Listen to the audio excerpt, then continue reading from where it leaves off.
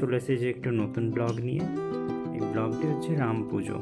22শে জানুয়ারি আমাদের শ্রী রামচন্দ্রের মন্দির প্রতিষ্ঠা হয়েছিল এবং সেই দিন আমাদের শ্যামবল্লভপুর হাটতলায় রামের পুজো হয় এবং সেই উপলক্ষে ওখানে নরনারায়ণ সেবা করা হয়। প্রায় 10,000-এর উপর, 10 থেকে 15,000 প্রায় লোকজন আসে এবং রামের প্রসাদ গ্রহণ করে। দেখতেই পাচ্ছেন যে কত লোকজন, কত ভিড় হয়েছিল। আমরাও গিয়েছিলাম একই সঙ্গে এবং অনেক লোক হওয়ার কারণেই বসার জায়গা হচ্ছিল না, তাই দেখলাম, একটু ঘুরে বেড়ালাম এবং কিছুটা মুহূর্ত ক্যামেরাবন্দি করে নিলাম।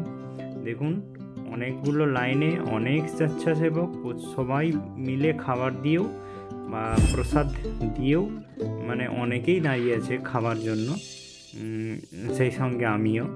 এবং দিনটা ছিল সরস্বতী পুজোর আগের দিন, যার ফলে ঠাকুর আনতে যাওয়ার ব্যস্ততা তো ছিলই, সেই সঙ্গে রামের প্রসাদ গ্রহণ করারও একটা ব্যস্ততা ছিল। তাই অনেক বহু ছেলে, কচিকাঁচা থেকে শুরু করে বৃদ্ধা, সকলেই গিয়েছিল ওই রামের অনুষ্ঠানে এবং রাম পুজোর অনুষ্ঠানে। এবং ওই দিন রাত্রে ওই স্টেজে যাত্রাপালা হওয়ারও কথা ছিল। শুধুমাত্র রাম একটা শব্দ নয়, রাম হচ্ছে একটা আবেগ, অনুভূতি, যা মানুষকে মানুষ বানাতে সাহায্য করে।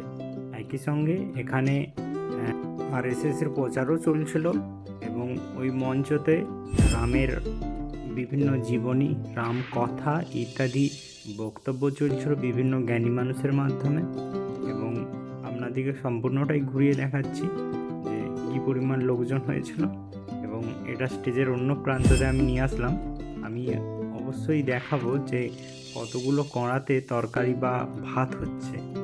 মানে পুরো ওই জায়গাটা জুড়েই লোকজন ভর্তি ছিল। আমাদের এলাকা বা পার্শ্ববর্তী এলাকার লোকজন এসেছিল। আমরা গিয়েছিলাম প্রায়, তখন বাজছে 2টা 2:30, তখনও প্রায় ভাত আবার চাপানো হয়েছে।